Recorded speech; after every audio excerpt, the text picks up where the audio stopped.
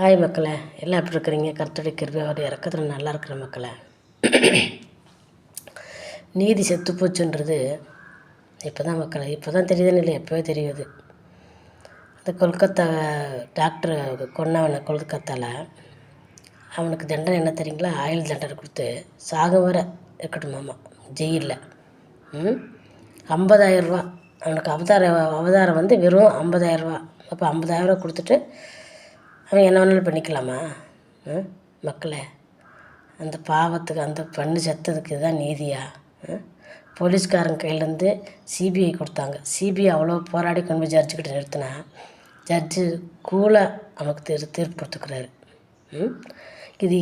இதுக்கு பின்னாடி எத்தனை பேர் அவருக்கு ஜட்ஜுக்கு எத்தனை கொலை மிரட்டல் வந்துச்சோ, இல்லை இவனை தூக்கு தண்டனை போனோன்னே இவன் ஏதாச்சும் சாட்சிக்கு சொல்லிடுவான்.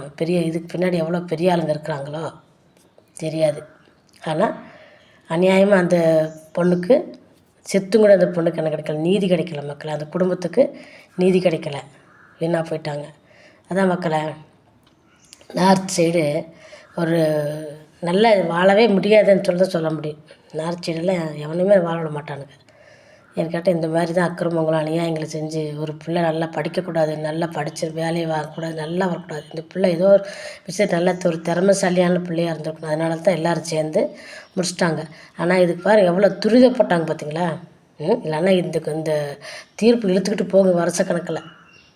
தீர்ப்பு எவ்வளோ துரிதப்பட்டு ஜட்ஜுக்கு எத்தனை கொலை மிரட்டல் வந்துச்சோ, இதுக்கு பின்னாடி எத்தனை பிரச்சனைகள் இருக்குதோ தெரியாது. ஆனால் தீர்ப்பு முடிச்சிட்டாங்க, நல்லபடியாக முடிச்சிட்டாங்க மக்களை. அதே கேரளாவில் பார்த்திங்களா, அந்த பொண்ணுக்கு தூக்கு தண்டனை கொடுத்துக்குறாங்க. அந்த பிள்ளை விஷம் வச்சுக்கணும், இவனுக்கு சித்திரவதை பண்ணி கொண்டானே, இவனுக்கு என்ன தண்டனை? இந்த மாதிரி ஒரு தண்டனை கொடுத்துக்கிறதுக்கு இவனுக்கு கொடுக்காமே விட்டுருக்கலாம். அவனை மறுபடியும் இப்போ என்னடா பண்ணிடான்னு விட்டுருக்கலாமே. இருக்கு என்ன ஹைகோர்ட் இது? என்ன ஒரு ஜட்ஜ்மெண்ட் இது? இதுக்கு தான் இவ்வளோ கஷ்டப்பட்டு ஜட்ஜு படிச்சுட்டு வந்தாரா வழியே? சத்தியமாக மக்களை, இதெல்லாம் கேட்கும்போது நம்ம எந்த உலகத்தில் இருக்கிறோன்னே நமக்கு தெரியல மக்களே. வர அதேமாரி பாருங்கள், ஒருத்தன் வந்து தன் மனைவியை கொன்று குக்கரில் வேக வச்சுருக்கிறான்.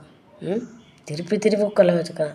அவனுக்கு மனச்சாட்சியே இல்லையா? அவள் கூட இப்போ அவளை கல்யாணம் முடிச்சு வந்து அவள் கூட நல்லது கெட்டது எல்லாம் பார்த்து 2 குழந்தைங்களுக்கு தாயான ஒரு பெண்ணை நீ அடித்து கொன்று அது குக்கரில் வேக வைக்கிற அளவுக்கு உனக்கு என்ன அந்த மாதிரி கொடூரமான ஒன்று என்ன? உனக்கு கொடூரமான ஒரு இதே உனக்கு. இவனுங்களுக்கெல்லாம் தூக்கு தண்டனை கொடுக்கக்கூடாது. இவனுக்கெல்லாம் ரோட்டில் வச்சு பொது ஜனங்களை வச்சு அடித்து சாவடிக்கணும் மக்களே. இந்த மாதிரி அவனை அந்த மாதிரி ரோட்லேயே விட்டுருந்தா 4 பேர் அவன் அடித்தாது, அவனை சித்திரவதைப்பட்டு அப்போ தான் அவனுக்கு மற்றவங்களோட வலி என்னென்னு தெரியும். இப்போ என்ன அவன் சகுசாக போய் நல்லா அச்சடித்த சோறு அவனுக்கு கிளாஸ் மோர் நல்லா சாப்பிட்டுட்டு சந்தோஷமாக இருப்பான் அங்கே ஜெயிலில். அவனுக்கு என்ன ஜெயிலில் எல்லாமே அவனுக்கு கிடச்சிரும். இதுக்கு மேலே அவர் ஏதோ ஒரு அப்பீலை போட்டு இன்னும் எது மாதிரி எழுதி போட்டு வெளியே வந்துட்டு போகிறான். இதுதான் நடக்க போகுது மக்களை. பார்த்துக்காங்க, நம்ம ஜட்ஜ்மெண்ட்டெல்லாம் எப்படி இருக்குது இந்தியாவிலன்னு பார்த்துக்காங்க மக்களை.